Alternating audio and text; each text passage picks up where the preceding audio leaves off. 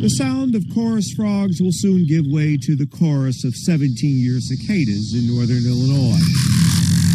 Their periodic appearance allows only for periodic study. Therefore, science around cicadas is still emerging. Scientists have found certain trees and shrubs to be vulnerable to females laying their eggs. There are common landscape plants like crabapple, birch, hickory, oak. Cicadas lay eggs in small branches, 1/8 of an inch to 2 inches in diameter. And smaller plants, those are all the branches that they have, are those small, vulnerable branches.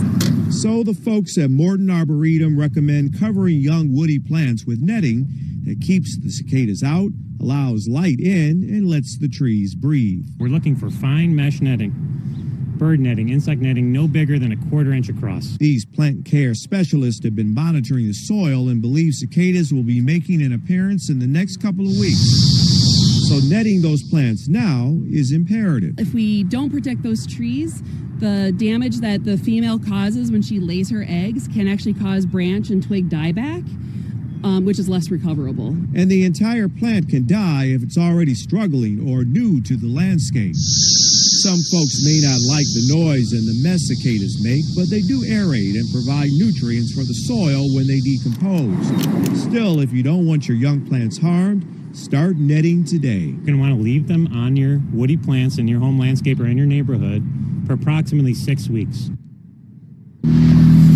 Happy Veterans Day. We all appreciate you so much, more than words can even say. You help us feel safe in our country. The main aspect of humanitarian aid was very appealing, so I decided why not make a club where more students can get involved and do some really valuable community service. So Isabel Yu and Ali Khan founded the Red Cross Club at Naperville North High School. Where my freedom is only possible thanks It kind of establishes almost like an individual connection with that veteran. Writing letters to servicemen and women only covers a small portion of the group's endeavors.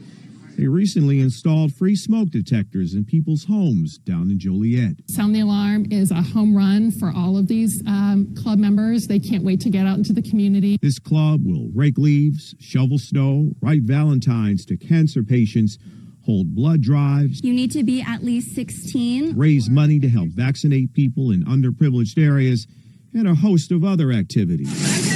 There will always be, unfortunately, another natural disaster or the need for blood, the need for preparedness, CPR and first aid training. So it's wonderful to see the youth and young adults so interested in it, giving of their time and energy and their leadership skills to make these things a reality. Virginia Hopley helps high school and college students across the state coordinate and run the Red Cross clubs.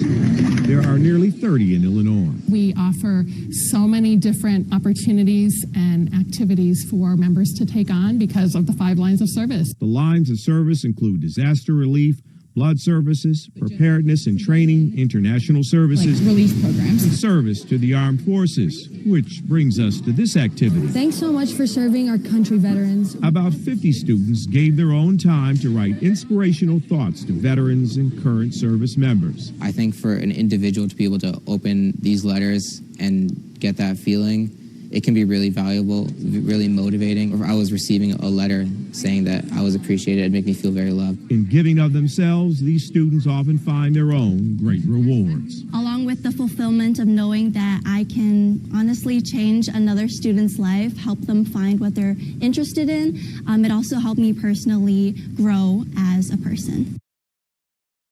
There was an oncoming car that was turning left. I just saw a car coming at us. He's like not stopping and he's turning into us. I heard my mom screaming and then we got hit. We ended up flipping over 3 times. My friend started crying. It was scary. The Tolman family vividly recalls their 2015 crash at the intersection of Route 31 and Fabian Parkway in Batavia. It was kind of surreal. It felt like slow motion. There's a lot of them. Their family never made it to their destination.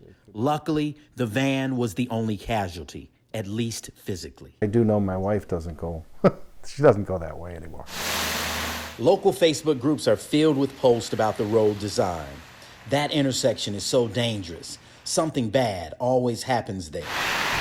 We obtained reports about the dangers at Route 31 and Fabian Parkway and discovered 100 crashes over the last 5 years. 25 last year alone. About half occur while making left turns. We do a lot of traffic enforcement in that area. The Batavia Police Department has a front row seat to these crashes. It's the way the intersection is set up. There's a curve in the road. If you're driving west on Fabian and want to go straight, you actually have to veer to the right. If you continue straight, you're going to hit the car sitting in the left lane. Of the left turn crashes we examined, the vast majority look like this, all because of that confusing design. But what's the solution? All 4 lanes, when you're turning left, it should be an arrow only. A sentiment echoed on social media, but the Kane County Department of Transportation says not so fast. If we were to operate the traffic signals as protected only, the left-turning traffic would frequently back up into the through lanes, effectively reducing Fabian Parkway to a single through lane.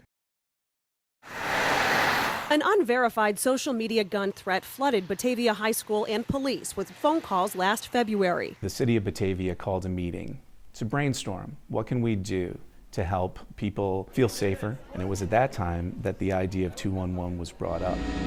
211 was instrumental for crisis communication after gas explosions in Massachusetts and hurricanes in South Carolina.